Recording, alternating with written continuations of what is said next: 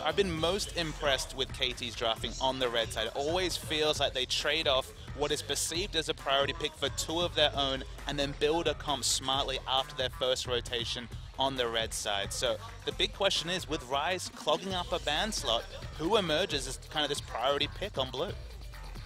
Indeed. And do they leave the Kalista up here? KT have been getting that Kalista quite a bit on the red side by leaving Gragas up or something like that. Looks like no Victor once again. He's just been blanket banned for KOO ever since he was reactivated on the tournament realm.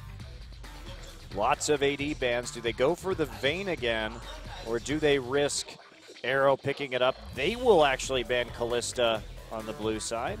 KOO just opting into kind of a fractured AD carry pool. Maybe just thinking that Arrow, after kind of the first couple of picks, just doesn't necessarily have much to offer. Will they actually go so far as to ban Vayne as a third AD ban? They have that flexibility right now. Last time it was Sivir, Vayne, and Evelynn for them. They want the Evelynn still up. Score really not showing up hardly at all in that last game. Alistar take it away. Remember that Gorilla does have that 100% win rate on that champion, and he certainly made plays around the map in the last game. Did. So we're waiting to see, do you just ban out the Vayne and just think it's going to be a first rotation? No, they actually go a different route and ban away the LeBlanc. A lot of priority picks available. There's a lot of potential bans as well. No jungle bans so far. Again, only AD carries mids and the one support in Alistar. Can you leave up the Ryze? Do you give Smeb a champion like Ryze who does have this carry potential? And the answer is no. No, I think you get rid of the Ryze right there. Gragas first pick. Ooh, the Tigers. A little bit of troll hovering with the Draven right there. They're taking a little jab at Arrow after his Draven hover in the last game. Gragas, of course, Wisdom's jungler of choice, as can be said of many players, but in particular, he really likes that one. Do you take it? Eve is up this time. Lots of Eve bans against Score recently. And they're just going to go ahead and first pick that Corki. So KOO really returning to their roots from the spring season.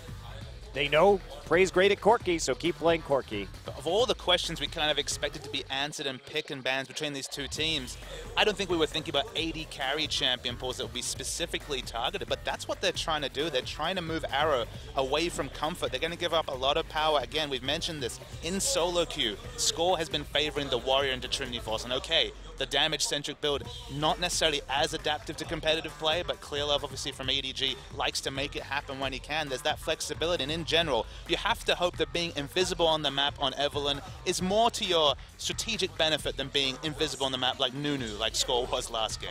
Gragas actually dropping surprisingly far down in the draft this time. And this is so weird. It just harkens back to the KOO Tigers run in spring when teams like KOO and teams like SKT were first picking Corki during these games. Just the priority of that pick skyrocketed to first pick on blue side. I'm not sure it's worth it still in this meta, but as long as you can hit those timings, it is a very good way to snowball a large gold lead off of an outer ring of turrets. And they've got the Gragas, too, to disengage, to just knock people off the turrets. They're just going to go for exactly the same damn thing. And I was just about to say that, of course, having such a high magic damage AD carry opens them up for an AD mid laner. With Zed exiting the meta, Varus has certainly come into it. And someday, he's already locked in the Rumble, so probably not going to get top lane Fizz. I like the idea of it against double AD, but no space for it here. And the Tigers are going to have to mix it up a bit. They're going to have to take something this game that isn't Rumble, that isn't Alistar, so they don't have as much backline threat without that equalizer, and they don't have quite the same tower dive capabilities without the Alistar to actually follow up on their poke. So Ahri against the dashless Varus in the mid lane may be the choice. That is very interesting too, the Ezreal pick coming back once again for Arrow. Yeah, do it, Arrow. I mean, I want to see the Draven as well, and he does it. He locks it in. All right, so they'd already shown they're not going to have a lot of backline threat, at least in their first 3 picks. Do KOO Tigers kind of stick to their guns? They're very strong at playing these objective focus comps that don't have the Hecarim dive potentially, but there's the potential, of course, that Smeb could go Gnar and just go God mode in the backline. Right, that's true if they want that engagement. KT much better suited to dealing with it this game. They have Evelynn flank, they have the equalizer to get in the backline and engage off of the slow. They have a really good single target damage potential from Ahri and Draven and a good way to initiate these team fights. So KT having a lot more options. The question is, do you go for Annie? And that is the Karma that we have seen reworked a bit recently. Support Karma is going to definitely be the one. That's the point where if you're on KT, like, where's my page with magic resist runes for the bot lane? Because you're going to need it against the intense magic damage poke in lane. And returning to the Riven that he's already seen success on here is Smeb. And that is such a good way to execute with the Wind Slash after everyone is already low on poke. Is it a risky composition? Is it hard to run? Is it fragile? Absolutely. But if it can work, it will absolutely destroy the enemy, and I think Fixer is very wise to take the Braum here. Yeah, return to that pocket pick Braum. You have to think this game is going to be decided by the top lane. To be honest, it was last game as it evolved after the big, bloody 5 kills early in the game. But now you've got the jungle top duos of Rumble and Evelynn against Riven and Gragas. So if Riven's able to overextend even against the invisible Eve, get kill pressure, at least kill threat onto Rumble, force him behind, I think it's worth the gamble for KOO. But you have to think both teams really going to be focusing around what is a tenuous matchup between Riven and Rumble. Yeah, I'm very interested to see how well this Karma, after some of these changes, goes through, because she's able to get that mantra pretty significantly sooner now, so her R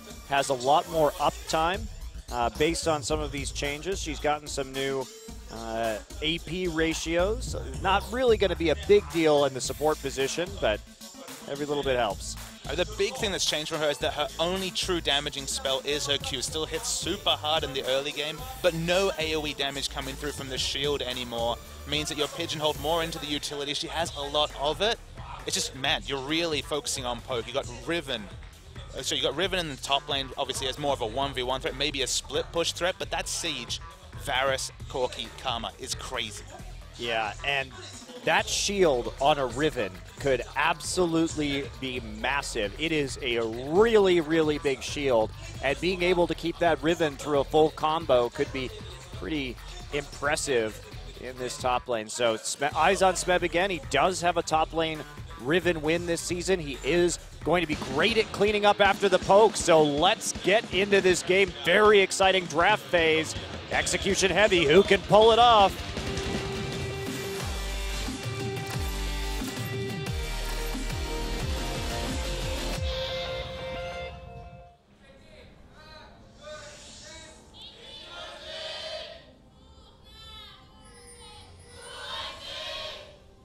Here we go. Game 2 between the KOO Tigers and KT Rolster. KOO taking that very convincing victory in game number 1, and now KT mixing it up, committing to that Draven. We saw it last season from Arrow. It's pretty bad, but he is a Draven player. He is one of those guys, and we've seen it work really well at other times. Here we go, a little bit of an ambush being set up by KT. Definitely feels like a bit of a backhanded compliment to call someone a Draven specialist. They're going to be spotted out here. Both teams tenuous. KT have the vision, the information advantage for sure, but they just choose to back away. They do. So they saw lots of people up in that tri-brush, but KOO wisely deciding not to commit to walking into that side of the jungle for the deep wards. They would have found themselves in a pretty bad ambush situation, and all that AoE coming in from KT, that is probably not a level 1 that KOO really wants to fight. And here we go. Are we going to have those standard lanes? Looks like no. Lane swap will be coming in. Arrow and Fixer moving towards the top side of the map. Smeb planning on starting a camp here in the jungle. To me, Riven is the big question mark. I think that's always the case in competitive play because, of course, we've all faced those oppressive Rivens in solo queue that take over games. That can happen also in competitive play. But to me, this KOO lineup still has the same core as in Game 1. Still very much poke-focused. The turret-taking abilities of Varus and Corki with all the poke and disengage of Gragas and Karma is very, very powerful. The big difference is that they have this split pusher. They have Riven who's going to itemize almost purely for damage. And then you engineer a situation where in the late game, who's going to split push against this Riven? Because Rumble in general cannot stand toe-to-toe to a late game Riven stacking armor penetration. And here we go. Fixer and Smeb going toe-to-toe over a Wolf right here. Looks like Fixer actually going to take that, so Smeb will not be hitting level 2 off of that objective. Instead, he's just going to join Wisdom over here and take this small one instead, get his level 2 that way. A little bit of taxing from the jungler from Smeb, as we're going to go on a bit of a jungle top lane follow here from both teams.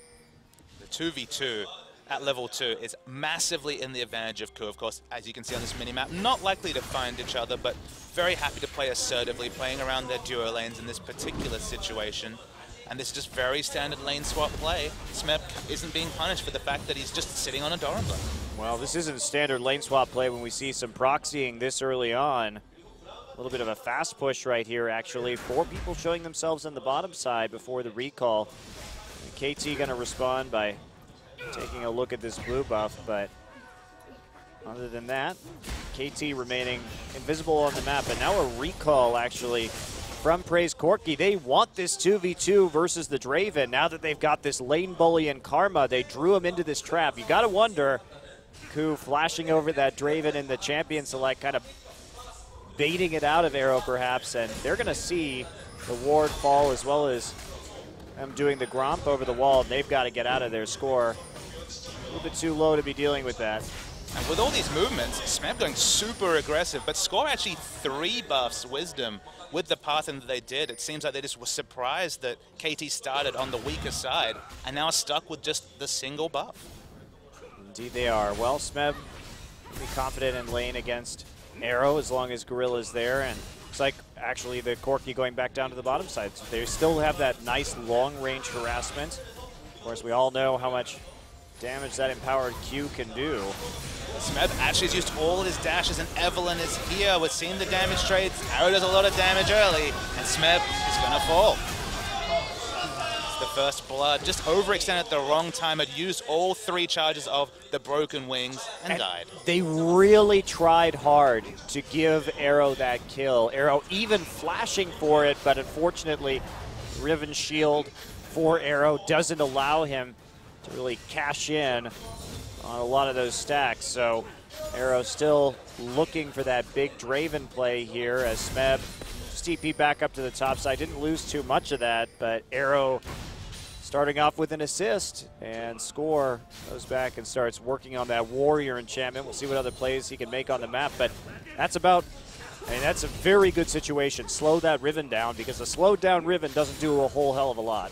I mean, the interesting thing about the duo lane that we've evolved into, which of course Smeb on the Riven with Gorilla, is that Karma still, even though she's had her values adjusted, is very, very powerful in terms of lane presence. A lot like Corki, actually, in terms of the laning phase. So it makes up for the fact that it's a melee versus ranged matchup. It could have opened up basically free farm for Smeb, but giving away the first blood kind of throws a spanner in the works. But whatever farm they can get onto Riven to accelerate that point where no one on this KT side can split push against him is what the KOO are trying to engineer in the early game. Yeah, and I'm just so curious, because one of the things about Karma support traditionally has been that you have this really strong laning phase with this really steep fall off. But now that the mantra, the empowered abilities, are going to be up more frequently based on the increased cooldown reduction from her passive, how much more of an effect is that going to have? Plus, these shields can't be underestimated. Some of these shields are up there at a 400 HP at max level right now, so that adds such a buffer onto someone's HP bar that Gorilla could be looking at a stronger late game, and I'm just curious to see how this Karma pans out someday, playing cautiously. I guess to me the interesting fact is, you mentioned during the champ select and the loading, Riven diving the backline with the extra shield for just that more chance of bursting down the fairly immovable Draven. Think about the other scenario, the poke wars with Varus and Corki. Suddenly, Gragas disengage, Karma has disengage, and an AoE speed buff. This strong disengage, strong dive. I do think this is a Karma comp that makes a lot of sense, at least on paper. I like it. And Someday not able to clear this wave right now. Not yet level 6, no equalizer. So they're going to end up taking quite a bit of damage on that turret. Score eating some Karma Qs. Not even an empowered one, getting chunked down. Keeping Evelyn accountable like this, suddenly you know exactly where she is in the map. Other lanes like the Riven can overextend, of course in this case, not in a 1v1 matchup, but the more accountable you can make an Evelyn, the happier and more aggressive your other lanes are able to play. Taking a look at that mantra right there, or the E rather. So of course Q-Max first just for that harassment. And now Score just returning to lane to heal up just a tad, and Arrow looking to get into that 2v2, but this means they have to have Someday on the top side, and in spite of Smeb's death, he has actually been very successful in picking up farm, and a lot of that is because Gorilla's been playing both sides of the map so well.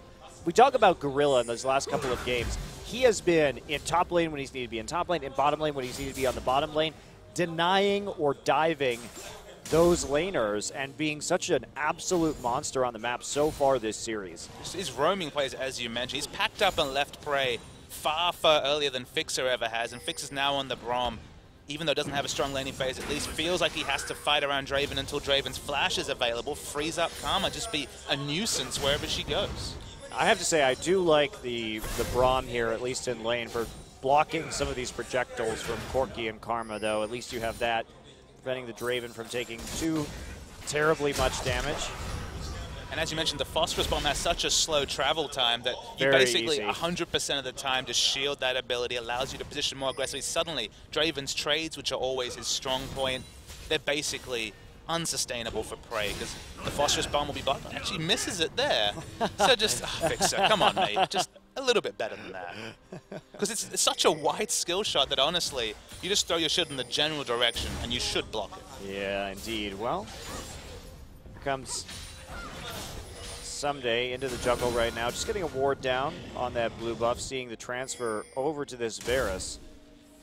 And the thing for KT is, can they survive the power spike? Because they are going to be really well set up to pump out damage in the late game. They may want to go for a dive right now. Eve slinking through the jungle. Some blue pings do come through. They know what's up, but they're honestly afraid of the pick power of level 6+ on both Eve and the Ahri.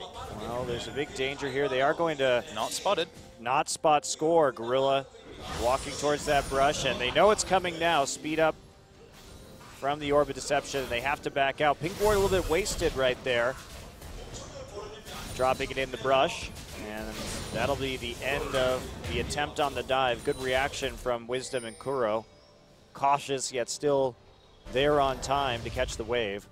There was a potential that KOO would pull the trigger if they could get a flank engage from Riven. If she doesn't have to use her mobility, which is also the source of most of her damage, to get on top of the Draven, there was a team fight there that potentially KOO could win, but they had no aggressive lane wards. Backed away, which they were happy to do, given that KT were the ones that initiated the aggression. We just returned to standard lanes. Yeah, I think that caution well warranted, though. Your jungle is black right there, and that pick pressure from Nagne, especially considering he doesn't have a tier. He's got those combat stats. He has an ignite. Very threatening. Smeb still hanging in there, though. Score wants to find an opportunity in top. Wisdom's there to back Smeb up, though, and I'm not sure if you're really going to be able to do much with this. Look again, Gorilla already there. He's been so on top of Score's map movements this game. Fixer wants a piece of the pie. Fixer has the Moby Boots advantage and still is going to be by far second to this lane. Smeb smells a rat. He's already been punished once. He expects to get plenty of attention from Score. It's looking like a 6+ member fight on top. We're just waiting for someone to take the bait. Yeah, this is going to be dangerous. Who's going to get the engage right here? Both top laners playing coy right now. No one telegraphing. Braum is there as the backup. And I think it's probably going to go the way of KT if this team fight busts out. Here we go. Someday takes some trade damage. His heat is very high, though. And he's going to get under the turret, and we may see them back off. No play to be made. Ahri's been out of mid lane for a long time, too, so they are aware that Nagne's roam is a major threat. Still there, though. This is a big commitment from both teams. They should know Fixer's up there. Oh, this is so close. Score's there. There we go. Flash body slam. There's it. Can Someday get his ult off? No. Overheats immediately. Score on the run. Score just gonna die. As Someday, the heat management working in KOO's favor. KOO makes the play before he can come back and answer. And Someday smartly flashed over the wind slash, but at the same time, as you mentioned, used all his abilities basically in a panic. Overheated and wasn't able to contribute to the fight. Score dies for free. Still has his flash up, so potentially can make some plays, but Yeah, KT misfire on that particular engage, Wisdom's and KOO aren't done. Coming back around, Gorilla still here. Fixer shows up, though. He's going to heal up someday using that Relic Shield. And that'll be that, looks like, for the moment. Still no big items onto Smeb, so the fact that he's able to pick up that kill should help him quite a bit. He works towards the Hex Drinker. Nagne's roams just haven't been able to find targets yet. And Arrow and Prey in that farm lane. Arrow looking for the payday off of those Draven stacks as he goes for that Bloodthirster first. Looks like we're seeing pretty standard builds here. Overall, someday going to that Haunting Guise. And Arrow just snag the crab. So with all this play around top, you might say, okay, but mid lane's been isolated between the lane swap and then just all the play around top. That isolated matchup, Varus versus Ahri, sounds on paper like definitely an Ahri assassination lane where she has 100 to 0 potential, but KOO hasn't been troubled whatsoever. Equal on CS against an Evelynn who's actually been quite predictable in her movements given that she's been envisioned so much.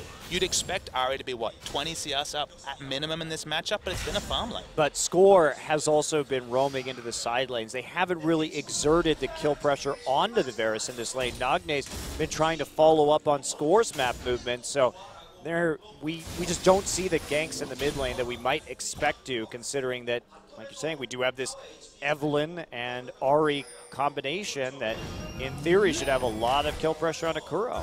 It's given KOO a free farm. Definitely the time to gank Varus is pre-9, pre his Q getting on such a short cooldown that he can balance poke with almost instant wave clear. And now we're at the stage where, honestly, one rotation of auto attacks, a Q and an E, and the minion wave's gone. He never actually has to get into charm range.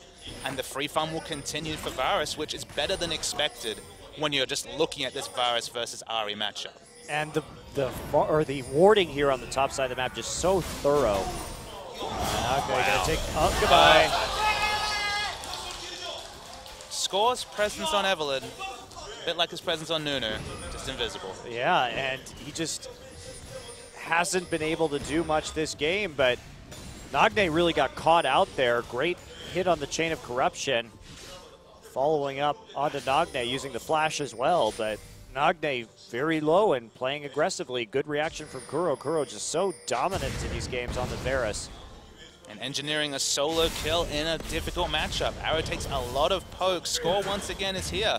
But KOO, they're not interested in taking the bait. Whenever Evelynn has been in position for aggression, it's been snuffed out by KOO. And with all their disengage, whether it's the Karma, whether it's Gragas when he's involved in this duel, they've just never been able to get the big Agony's embrace that Score's been looking for. Well, I think they're just playing very well and very cautiously around the fact that this Draven could have the Evelynn there. Prey and Gorilla, a lot of respect given to Score's positioning on the map. And the same thing really true of Smeb outside of that first gank. They weren't able to make this second follow-up play. Work on the top side. They're going to give away a blue buff right now. Now, KT still definitely in this. They are not too far behind. And the problem with KOO's composition is that once the tankiness comes in from KT on some of these champions, that they just are going to lack damage. The mobility also from Ahri going to be problematic. And here goes KT after the Dragon when they see Wisdom up on the top side. Their big boon, as I mentioned a couple of times, is this Riven split push, though. That is something that Rumble just really isn't going to be able to itemize into a build that will allow him to duel against Riven. It's not what Rumble does. He's not a duelist. He's a big team fighter. So Smeb's already engineered a 30 CS advantage. Would have expected something like that for the Ahri, but actually 10 CS behind and now a death. The power spikes are a kind of thing, and let's return to the Evelynn pick. It's something that you and I have talked about, Monte Cristo. How strong is Evelynn after her early clear was improved? She's strong, she does have those intangibles, but when teams play so smartly around them, although here we go, look and see the solo kill. And there's the follow-up. Nagne gonna fall, but so will KOO to the Ignite. And that missed CC causing a few problems, but they do manage to get Smeb's TP out. That will give them teleport advantage, and this could be the window of opportunity that KT actually needs to snowball the Draven. If used properly by KT, this could be absolutely huge right there. Trading 1-for-1 in the mid lane, definitely not the end of the world for them, but forcing out Smeb's TP simultaneously, that is a big edge. And Draven goes back for a shot, rushes the Infinity Edge. We've seen a lot of bloodthirst to Draven when we've seen it from the likes of Crystal. Just focusing on the sustain, obviously going to have massive crit axe potential now. 167 CS means we're going to be talking about an intense cash-in. So honestly, now we're almost in a side game of can Draven pick up this kill and cash in what looks like it's going to be, what, a straight static Shiv if you start adding up all these axe catches. Yeah, this is a very perilous moment for the KOO Tigers. Yes, they may have that lead, but Arrow has been just farming for the last 18 minutes of this game, getting a huge number of adoration stacks, and they're looking to deliver on it right now. Someday was in that bottom side. He still has the TP, seeing if he could make a play while the wave was pushing up. He's very scared about being caught too far away from his turret against this Riven. Now Smeb wants to show up in the bottom side. They smell what's going on right now. If you look at the power spikes they're hitting, Sorcerer's Shoes, Trinity Force, you think, okay, they're going to start to want to poke and group, but you mentioned very astutely, you can't do that when Smeb doesn't have teleport. So the best way to do it, just rush bottom, force a defensive teleport from this Rumble, because they cannot play their rotational style unless they group early, because they have to wait out that teleport timer. It's giving KT some more time, though, and that's the thing, is that the Tigers are reliant on this power spike that's coming in the next 10 minutes or so, and that's their big time to win this game. It's great for them that they have this edge early. Tiamat into the Hex Drinker already completed. We're seeing a fight though. Fixer able to disengage with the ultimate. They're trying to make something happen when Smeb. He's channeled his back a few times now. Massive heaped minion wave. He's going to be pressured into it, but they will pick up this turret. So Trinity Force Corki picks up the objective they're looking for, 2-0 in turrets. Don't know if they can engineer a mid turret though before this teleport's available from Smeb. Yeah, but here we go. That was 2 summoners burned by KT on the disengage, so underestimating rather their ability to trade in that situation, and they can't keep the Tigers off the turret either. Smeb will return to pick up this accumulated minion wave and keep his 30 CS advantage on a roll. Of course, has the Tiamat now. Wasn't even able to buy any way back into this lane in terms of CS, as you mentioned, so almost no cost for picking up that turret despite having the summoner disadvantage. So excellent rotation from KOO. You're expecting multiple members in mid, though Varus has had to go back and shop this last outer turret. Again, Riven flanks, just like Ryze flanks, they're not quite what you expect. They're not quite the Shyvana or Hekarims of the world. But if you get in melee range of this Draven with the ultimate active, you will assassinate the Draven. And yeah, especially without any kind of overshield from that Bloodthirster as well, going for that damage, but not necessarily the safest bet against the poke coming in and the assassination potential from the Tigers. KT, though, one advantage that they have is that they have that first dragon, which means that KOO can't really run this game out on a particularly short timer. So it was actually very beneficial that they were able to grab that one while they're looking to probably hold out for a little while and wait out the timing window that KOO is trying to go for. And they're just playing conservatively, but you know, one thing KOO has done, again, Gorilla and Smeb have been covering their team's pushes and their team's pressure so well in the last couple of games. It's been offering quite a few options right there. And here comes the poke. Here we go, the 5-man group, no surprise at this time. They're going to try and get a flank with Score. No pink wards on the flanks, actually. This could be good for KT. Waiting to see what happens. They're waiting for KOO to overextend for maybe the next minion wave. They haven't seen Score. Starting to think something's afoot. Obviously, you're expecting the Score flank, but this turret is going to probably go down on maybe the next minion wave. So Score, level 11, the Agony's Embrace, going to be a significant shield. KOO are grouped up. Score's on the wrong side. Wisdom is actually zoning him out right now just by standing in the river brush. And that's going to keep the poke on right now. This is great formation. The Karma, the Gragas. Are they going to go for it, though? Chain of Corruption, there's the Agony's Embrace. Not a great one, but there we go. Some damage coming through. Whirling Death takes down Gorilla. He gets the cash in on the Adoration stack, so Arrow getting something in return for that turret going down. They're still sieging, and it looks like they may back off. This power of this Draven will be the big X factor. Look at that, 1670 gold.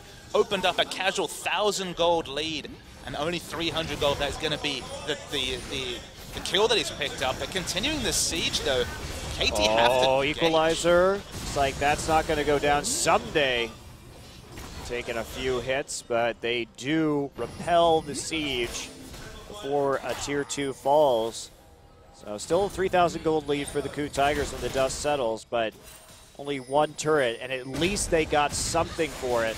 Nagne wants Kuro. Use the charm, goes wide. So does the Chains of Corruption. Both skill shots missing, but in the meantime, Dragon picked up by KOO. Not going to be a re-engage here. One thing I want to say, though, about the turret damage that came through from KOO, you can see that if you don't stagger these recalls expertly here, KT, there's so much window for very big bursts of damage to come into those objectives. That's what they've picked for, and they have to be aware of that when they start to back off and buy items. Yeah, and the commitment that KT needs to do as well in this particular situation. They can't just mill around and get poked. They have to find those angles. But in that mid lane siege, KOO did such a good job. They didn't have the pink wards on their flanks, but what did they do? They put Gorilla on one side of the river in the brush and Wisdom on the other side, and let that three-man core just kind of sit there in the mid lane while they defended the flanks, made sure that that engage wasn't coming through. And that's why Score got such a lackluster Evelyn ultimate, was because he couldn't find the right angle. Great setup. It's the laning support strategy of only having one ward from your trinket, so you human ward, Chains of Corruption, big burst damage, and just assassinated by Kuro on the Vayne. That's an Ahri assassinated by Vayne. Smeb isn't here. They can force this fight if they want to, but KT playing very passively as their turrets fall here. Charge up the mid lane continuing. They're going to get some damage down onto this inhib turret. And the thing is, Riven's actually showing on wards, so they know that Riven's not engaged, but with one of their main pick engage tools in Nagne's Ahri dead, little recourse for them, and the push continues. Now they're starting to lose buffs. This is feeling very reminiscent of Game 1, despite the fact that they've picked a comp with a cogent identity with similar power spikes on the KT side. Still, KOO is running this game off the back of the mid lane Varus. And it's this poke, again. Oh. That identity that KOO has had. I'm still skeptical, though. Yes, this team is looking a lot better, but it just seems to me that the Tigers have gone back to old tricks instead of actually fixing a lot of the problems that have been plaguing their team since Cinderhulk arrived. They are very good at this style of play, but it doesn't show a great deal of versatility. With the increase in popularity of Rumble, has basically become a first or second rotation pick. It really opened up another poke game coming out from this KOO lineup. They don't have someone to split push against Smeb. They don't have a super tank that can shrug off the mixed damage poke coming through from Varus and Corki. They do have some pick potential. They do have the Ahri and the Evelyn, but as you mentioned, KOO, so smart around playing against the Evelyn, even without the 100 gold investments of the pink wards. Score, once again, just isn't able to get involved. And it's a low kill score game, which the turret score tells you everything about this game, Monte Cristo. 5-0. Yeah, and if KT can somehow take out a couple of these towers, they're going to actually right the ship to a certain degree. But like you're saying, Papa, the deal is that Smeb can just push so quickly with this Tiamat on the Riven that how do you maintain that lane pressure at the moment if you're KT? You just don't have very reliable wave clear at the moment. So you're basically, Smeb will walk into a lane, fast push it up to your tier 2, then leave, and it takes you twice as long to push it back to their tier 1 or along that long lane. So there's not really great options for setting up sideways, for manipulating them in a way that KOO can't so easily defend. And it's one of those situations where the only item Rumble can actually build to push a lane is Abyssal Scepter, and that's not even an option in this particular case. Of course, reducing the magic resist of the lane minions gives them a bit of pushing potential to work against the fact that the Flame Spitter has lower base damage against minions. We're seeing just some milling around the mid lane by KT. I just love the Riven pick, and honestly, I love the identity that KOO's forced. Back in the day, when we used to see Gragas, we talked about Gragas Kha'Zix, where you throw down the explosive cast, isolate members, and get assassinations. In this game, Gragas Riven has the same team fighting potential, so not even having to just split push with Riven and hope for the best, even having team fighting options with the Riven, that's exciting for KOO to put together. Yeah, I just love that they have a ranged execute on the Riven as well to follow up on the poke. It really does work well in this composition. I am not a Riven fan generally, but I do really appreciate how it works here. Now, here we go. Arrow really not with much to clear these waves yet. Lots of damage, though. And will he be able to stop it? Score finds an angle. There's the equalizer going down. Whirling Death rips through the team.